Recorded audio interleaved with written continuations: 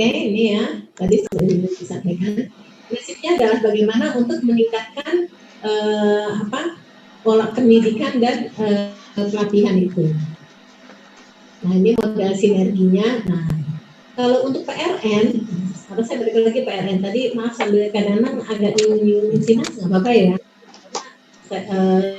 Tenaga pengajar itu juga harus kalau memang mau untuk meningkatkan punya itu lewat insinas terutama. Tapi bukan berarti PRN enggak, PRN juga, PRN justru risetnya itu selain bisa dipublikasi juga bisa berhasil berdaya guna untuk masyarakat. Yang tadi seperti saya sampaikan harus ada hasilnya, outputnya. Untuk itu dibuatlah konsorsium. Konsorsium itu terdiri dari itu yang saya sampaikan tadi, ada pihak bisnis, kemudian pihak pemerintah. Bisnis saja ada beberapa. Kenapa? Karena kalau dia pada waktu awal, mungkin dia di misalnya produk PCO ya. PCO pada awalnya dia produk bisnis perusahaan yang meng-hire itu mungkin perusahaan daerah aja gitu kecil. Setelah besar dia pabrikan dan dia bisa ke bisnis yang lebih besar lagi. Jadi seperti tadi yang gudeg di Kalain itu kan juga bagian dari riset-riset PRN. Awalnya cuma secara kecil itu koperasi itu, kemudian berkembang dia melalui perusahaan yang lebih besar. Ini di sini. Jadi untuk PRN itu dibentuklah konsorsium. Kenapa ada konsorsium? Tadi kan sudah saya sampaikan lagi. Itu ada beberapa topik, ya kan? Kemudian ada dari fokus topik dan ada beberapa judul. Nah itu harus ada yang mengelola, yaitu para konsorsium. Jadi misalnya konsorsium di kesehatan aja kan ada amoksisil, ada beberapa yang tadi disampaikan, misalnya stem cell segala macam itu ada konsorsiumnya. Jadi kenapa perlu dibangun konsorsium? Itu adalah untuk yang jadi supaya lebih fokus, punya tujuan bersama. Karena kan itu data yang dibagi BBS ya, itu punya tujuan yang bagaimana saling menguatkan. Kemudian harus ada target produknya. Kemudian adanya, nah kalau ada pergantian anggota sih nggak apa-apa, karena mungkin aku ya baper lah biasa. Tapi itu jadi satu kesatuan. Oke, nah ini contoh ya, ini contoh mobil listrik ya. Oke, saya kalau enggak, jadi ini bagaimana riset dasarnya seperti apa, kemudian terapan, kemudian dikembangkan. Ini kalau terkait dengan mobil listrik. Tapi karena ini teman-teman di kesehatan, jadi saya lanjut aja ya. Nah ini hilirisasinya tetap, jadi mulai dari TKT 1 sampai TKT 9 itu menjadi satu kesatuan yang tidak boleh putus. Kalau PRN itu hasilnya adalah dihilirisasi, bukan sekedar cuma dituliskan aja. Oke. Kemudian ini, nah ini contoh, saya banyak contoh yang ini ya, contoh kesehatan aja ya. Kesehatan ini ada kerjasamanya beberapa kali yang saya bilang tadi pentahelix. Pentahelix itu kementeriannya bukan cuma satu, jadi bisa Kementerian Kesehatan sama Kemenperin. Kenapa Kemenperin? Karena nanti yang dia akan membentuk hilirisasinya itu. Kemudian BPPT, jadi ini tergantung nih mana yang jadi ketua konsorsiumnya. Tapi nggak apa-apa, kita harus kerjasama ya. Nah kita berharap juga itu nanti hasilnya sebelum ke hilirisasi yang lebih besar, kita harus tetap kerjasama dengan IKN atau UKM. Oke, nah ini seperti ini lembaga-lembaga ini. Jadi kalau konsorsiumnya ini, jadi lembaganya siapa aja sih, terdiri dari siapa aja sih. Nah kalau dari teman-teman di sini ini kurang satu, yaitu nanti jadi kalau teman-teman dari Institut Pendidikan ini misalnya mau riset terkait yang gampang aja ya, ada di sini tentang ada rekap medik ya kalau nggak salah, fisioterapi ya. Nah fisioterapi itu tentunya misalnya bagaimana bikin riset tentang pola asuh anak atau apa gitu, atau alat untuk supaya anak-anak itu bisa berkembang lebih lagi gitu kan, bisa juga tuh ya, atau alat deteksi untuk ibu-ibu kekurangan apa gitu ya, kekurangan vitamin D atau kekurangan vitamin A. Nah itu kerjasama dengan ini, kita tinggal masuk kemana itu ketua konsorsiumnya. Nah itu tinggal nanti kita dicontohin mana dia perannya dia di mana, di dana, SDM, alat, regulasi. Nah ini kontribusinya itu ditetapkan dalam satu ini. Nah ini ketuanya ada ketua konsorsium, makanya bedanya penelitian PLN, Insinas dan PPTI khusus untuk PLN ini ada konsorsiumnya masing-masing yang tergantung per fokus dan prioritasnya. Ini roadmapnya sama farmasi ya kalau untuk kesehatan. Jadi karena kan kalau kesehatan itu kan dibagi beberapa. Ada yang dia butuh uji klinis. Tapi ada juga yang enggak kan. Ada yang uji klinis saja kan, ada yang cukup uji klinis tahap 1 atau harus sampai tahap 3. Misalnya kayak vaksin mau nggak mau harus sampai tahap 3. Kalau cuma obat-obat obat-obat herbal, jamu-jamu atau buat sehari-hari gitu mungkin cuma cukup uji toksisitas saja. Oke, ini kita sudah ada kerjasamanya. Ini contoh-contoh produk PRN. Ini maaf ya kalau saya nanti maksudnya biar nggak bosan juga gitu. Ini salah satu produk PRN. Jadi bagaimana menghasilkan ada oven yang bisa besar ya, atau ini mixer yang bisa sekaligus masak. Tapi tentunya kalau diharapkan yang buatan kita lebih murah ya harganya ya. Cuma saya nggak tahu murahnya karena saya nggak sampai ke situ ya. Harganya tuh nggak pernah tahu gitu. Saya kadang-kadang pengen tahu juga tuh gitu. Kalau mixer kayak gini, itu kan kalau yang buatan yang ada di di hardware cepat rusak barangnya. Yang toko-toko alat elektronik yang itu mixer kayak gini sekitar 15-20 juta ya. Mudah-mudahan yang barang yang buatan kita lebih murah dan tentunya lebih kuat ya. Tapi saya juga nggak tahu sampai sekarang sudah dites nggak ada kuatannya. Diharapkan sih bisa ya, karena masih prototype. Oke. Nah ini ada beberapa fokus sampai tahun 2024. Jadi ada teman saya tuh, saya pengen ketawa ya, yang tim pangan itu mungkin dia tinggal buka aja tuh warung pecel lele gitu atau ayam penyet. Karena itu jadi satu kesatuan di pangan itu ayam, sapi, padi, cabai, bawang merah, bawang putih kayak sinetron gitu ya. Saya kalau jadi reviewer ketawa sendiri, kata suami saya gini, ibu, kamu kok dokter ngurusin gitu? Gak apa-apa, saya belajar, saya bilang gitu. Jadi macam-macam ya, termasuk rekayasa kalau misalnya ikan tuh ternyata mungkin teman-teman nanya, kalau saya ikan sama ayam apa yang saya pikirin, apa yang saya kerjain diteliti, ternyata adalah rekayasa genetikan gitu, supaya gimana menghasilkan sapi yang besar gitu, sapi apa namanya yang limosin gitu. Tapi tentunya harganya diharapkan tidak mahal gitu. Tapi saya kalau ditanya mahal nggaknya, saya suka diomelin juga. Ibu jangan nanya mahal nggak, pasti mahal loh Bu. Lah terus fungsinya apa penelitian? Saya suka ada pertanyaan misal gitu. Nah ini supaya teman-teman nanti mudah-mudahan nggak dapet saya gitu. Saya kadang-kadang suka iseng nanyanya gitu. Sekarang kalau insulin diteliti, barangnya kok kenapa masih banyak produk impor gitu? Padahal kita kan udah menekankan bahwa lebih menekankan TKDN gitu, substitusi impor di. Nah, tapi ternyata masih juga banyak gitu. Mudah-mudahan di sini enggak ya Bu ya. Kita kalau lihat juga tinggi seperti banyaknya TKDN ini, saya rasa akan lebih bagus lagi. Kemudian ini bahan bakar dari sawit. Sini kan sawitnya juga lumayan banyak ya. Oke, jadi ini macam-macam ya yang buat apa namanya riset-risetnya. Jadi sampai garam aja dipikirin tuh. Ini contohnya nih. Samping saya juga ada stunting nih. Nah ini kayak PRN yang megang stunting itu, kalau PRN itu, nah kalau Insinas kan nggak perlu koordinasi dengan ketua konsorsiumnya. Kalau untuk stunting konsorsiumnya ketuanya LIPI, dulu Pak Mego yang sekarang jadi saya semuanya gitu. Nah, sekarang kan nggak tahu masih Pak Mego ya. Jadi itu ada konsorsium masing-masing.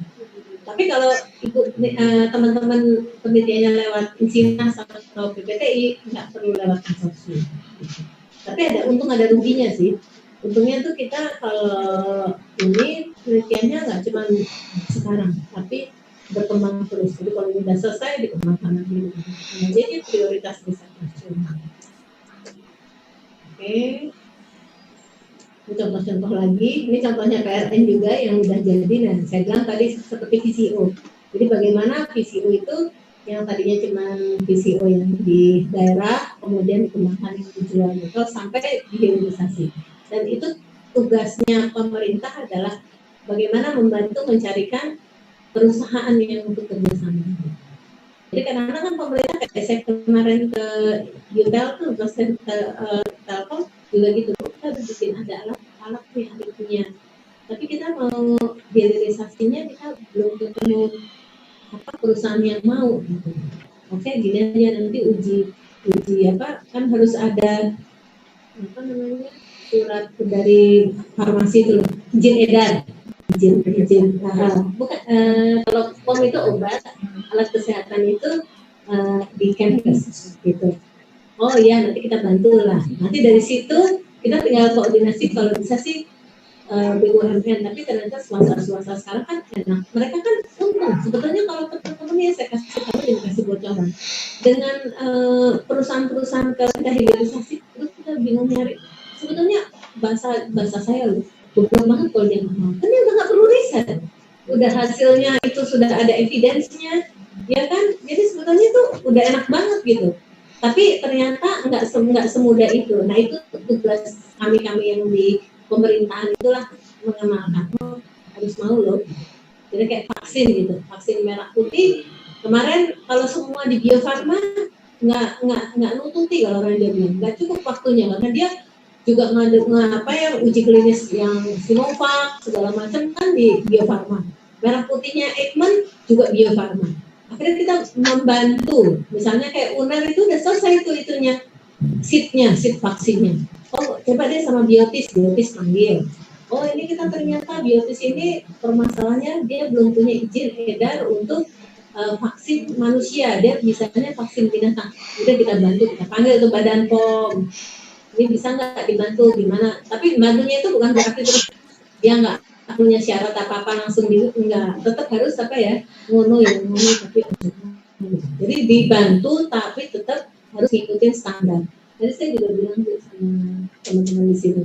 Kemudian kita kan masih pegang PLN, Insinas, PPTI, kemudian kita bisa colek-colek untuk badan PUBTN atau yang riset-riset pengembangan. Kita nggak bantu, tapi syaratnya satu harus memenuhi standar. Yang teman-teman pasti butuh itu kan satu informasi. Kadang-kadang itu bisa nanti saya tinggal adik sama Raida boleh juga kolek saya ada informasi apa. Kalau saya mungkin lebih banyak terkait konsorsium COVID. Oh ini ada pengumuman bisa daftar aja gitu ya. Oke. Ini juga ini contoh-contoh ya. Saya lebih banyak nih contoh. Adik ini senang gambar-gambar yang saya sendiri juga senang melihatnya gitu. Jadi serai itu supaya mungkin selama ini kalau yang senang tanaman, serai itu kan cantik juga pohonnya kan. Bisa buat tanaman buat tanaman gitu tapi ditotol rapi tentu bagus kan. Nah ini dibuat jamu-jamuannya seperti apa. Jadi sampai pabriknya segala tuh kita bantu nih untuk scale up. Nah, ini juga contohnya suplemen obat dan vaksin ya. Prinsipnya untuk PRN ini siapapun bisa menerima dana riset asal diproses dengan prosedur yang berlaku secara transparan. Oke, jadi seperti itu ya. Kita bisa bantu memberikan informasi.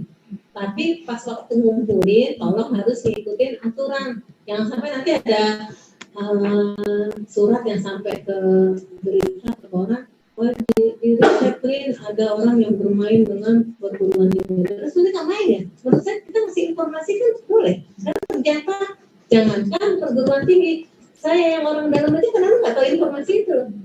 Apa diumumin ya? Oh nggak tahu. Oh iya bu kemarin. Kita aja nggak tahu apalagi orang luar gitu loh. Jadi yang teman-teman mungkin nanti bisa diinfokan. Oh bisa dilihat, dicek di BBB gitu. Oh ini ada loh, cepat daftar gitu. Jadi daftarnya juga jangan sendiri, tapi tetap ngikutin aturan. Oh ini ada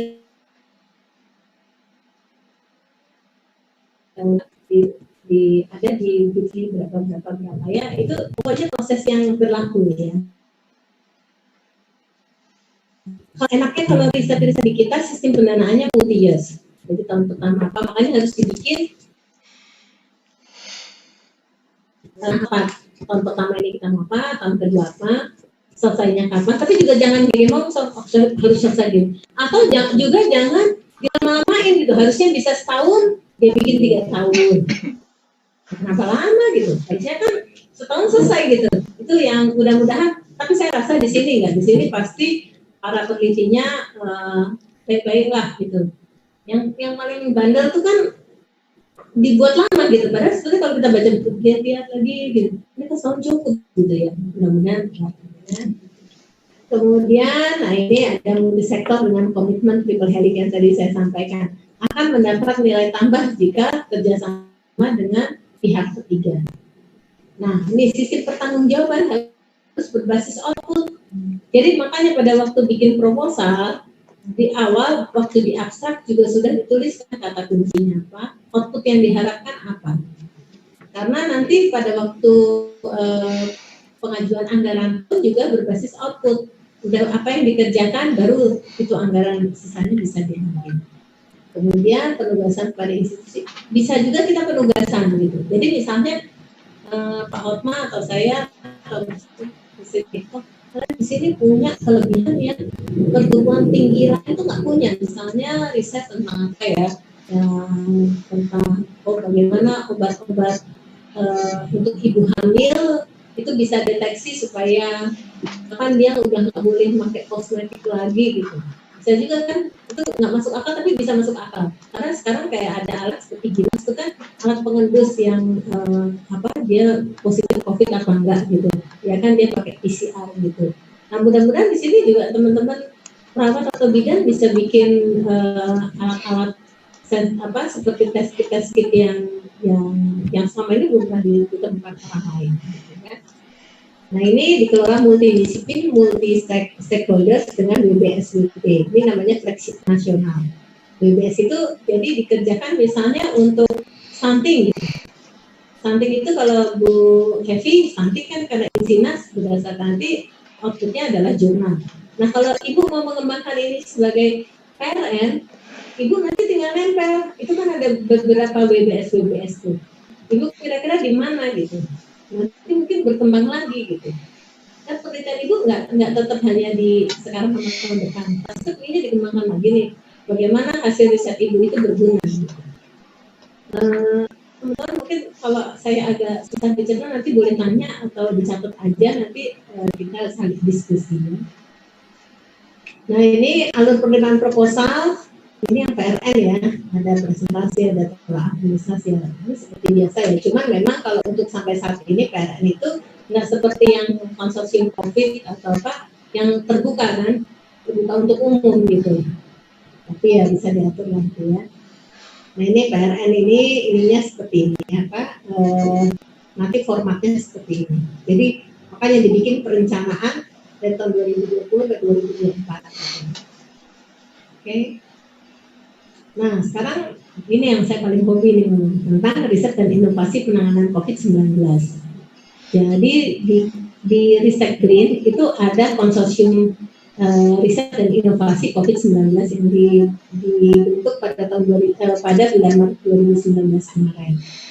Di sini tujuannya adalah menghasilkan invensi dan inovasi. Di sini tuh saya benar-benar namanya, oh ternyata riset itu orang pintar-pintar loh.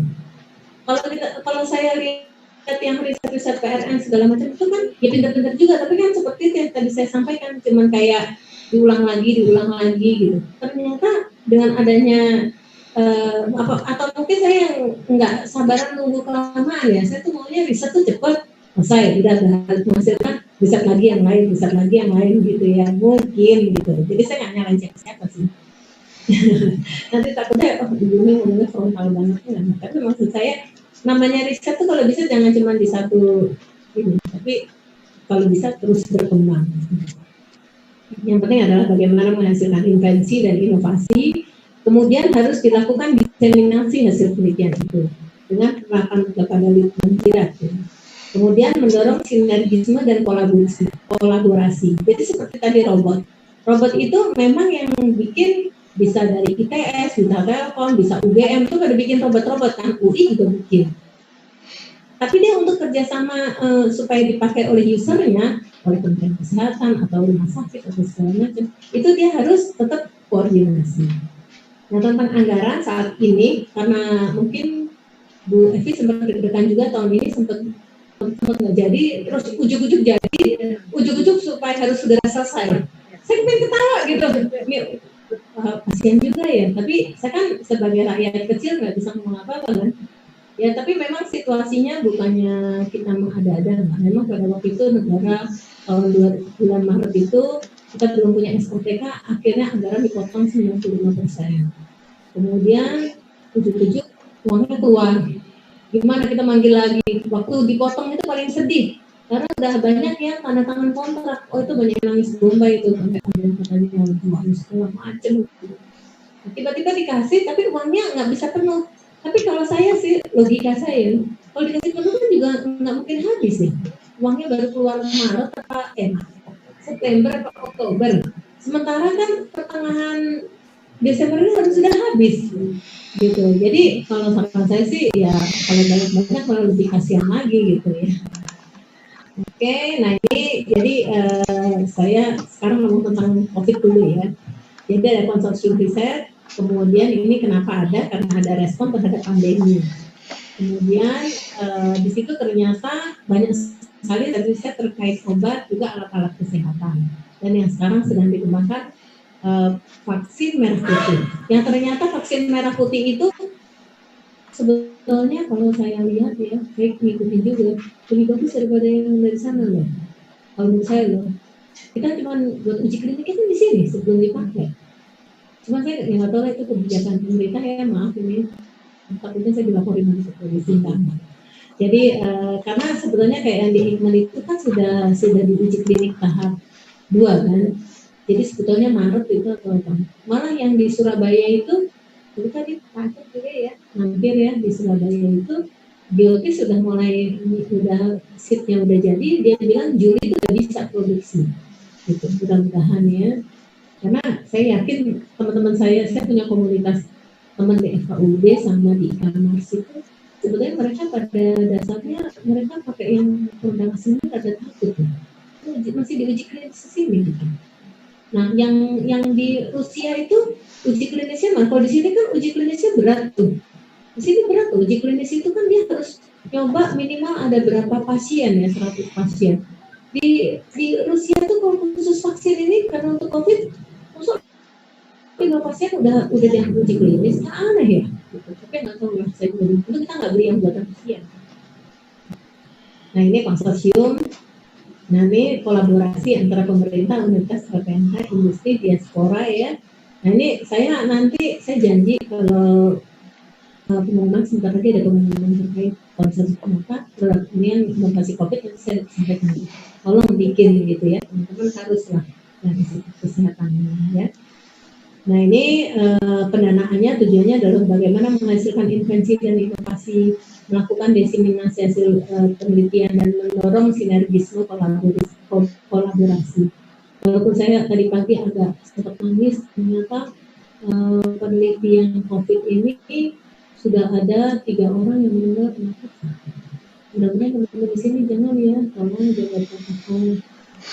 Nah, enaknya nih kalau yang di konsorsium ini kita cuma bisa bukan cuma bisa, sudah dibagi menjadi 5. Jadi ini kesehatan banget gitu.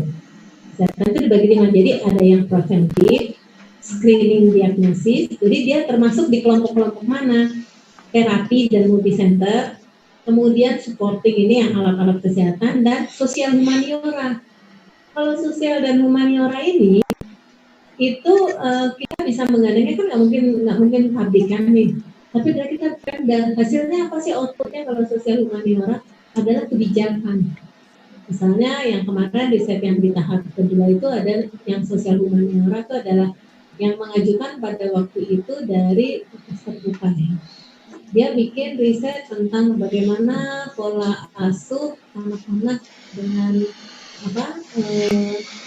sekarang pembelajaran online itu supaya mereka nggak bosan. Coba mungkin bapak-bapak teman-teman di sini anak-anaknya yang masih SMP, ini kan ibunya pintar-pintar nih, ya kan bisa bimbing gitu. Tapi jangankan teman-teman di sini, ini yang di Jakarta nih, anak saya di sekolah di yang mahal banget enggak, tapi ya sebetulnya lingkungannya juga enggak yang bego-bego amat gitu ya. Terus kalau kita tuh kan yang punyanya Pak Suresihat ya. Ternyata setelah saya di orang tua, itu ada juga orang tua yang nggak bisa membimbing anaknya, maksudnya nanti ini kemana? Jadi akhirnya tetap manggil guru. Kasihan kan?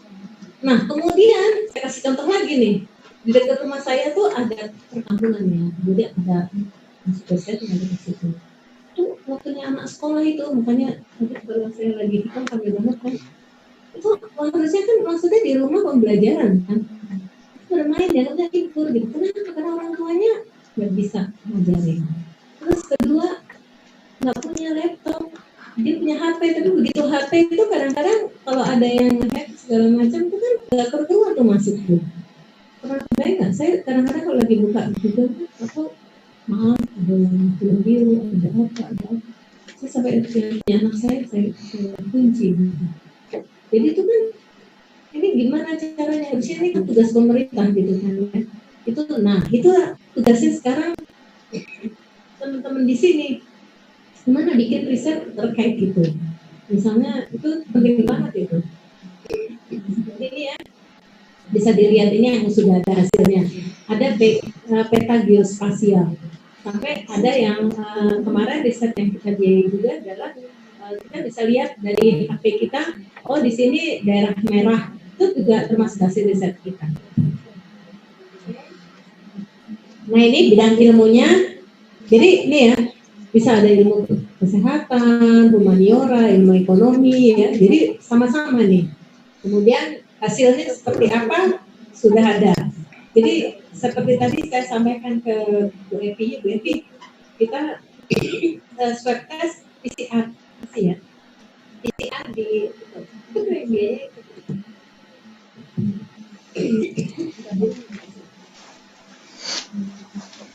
jadi itu bisa tuh. Jadi analis mitigasi penyebaran COVID. Nah ini teman-teman bisa nih pasti. Yakin saya. Nah sekarang saran saya nih. Jadi saya rasa sekarang teman-teman pasti punya proposal ini tentang inovasi dalam keadaan new normal. Gimana sih caranya supaya apa gitu ya? Yang punya ide teman-teman mah, dan saya rasa sekarang idenya udah di kepala udah banyak nih, mungkin udah ditulis juga nih. Iya, nanti saya akan bantu lewat Mas Adit bagaimana saya punya pedomannya, nanti saya share juga lah, boleh juga tentang panduan penyusunan proposal untuk COVID-19. Karena LPDP. Jadi di sini tentang kontrol mitigasi protokol COVID kan macam-macam tuh. Malah yang ini saya kasih contoh aja, mungkin saya ketawa juga kan, tapi ada Padang juga bikin tuh riset tentang itu. Jadi yang Solo itu penggunaan gerabah untuk untuk segala macam lah. Atau enggak bagaimana program batik itu untuk supaya anak muda-muda nggak kebanyakan ngeluyur, dia membatik di rumah. Itu aja didesain, walaupun dapat uangnya juga banyak, kayak paling 200 juta, 150 juta. Kan nggak kecil juga kan. Misalnya di sini teman-teman kan Bukit Tinggi ini kan banyak apa yang bisa bikin udah. Saya karena udah terlalu banyak lihat judulnya macam-macam, jadi saya bingung tuh, enak banget. Yang kadang-kadang saya pengen ketawa gini aja gitu saya. Ini kan udah sesuatu yang ini, tapi nggak apa-apa. Itu kan sebagai salah satu bentuk beda. Dan enaknya di konsorsium riset inovasi ini keluarannya selain jurnal buat nambah itu juga bisa harus dihilirisasi. Gitu. Nah, penguatan infrastruktur TIK juga bisa. Ini juga bisa juga edukasi. Macam-macam lah nih yang new normal. Nah, ini contohnya ya yang udah ada nih kayak Pak Mas Ria tuh bikin jamu-jamuan jadi satu kata batik dan komuno gitu ya. Ini juga tentang stem cell. Stem cell juga Padangnya termasuk bagian dari UI juga ini. Nah, ini hasil-hasilnya konsorsium COVID. Mungkin pernah tahu ya nih, rapid test ini juga PCR test kit di sini ya. Nah ini tentang obat herbal ya. Ini contoh-contoh aja saya. Ini banyak gambar-gambarnya nih, contoh-contoh lah. Ini ventilator yang sudah dihasilkan.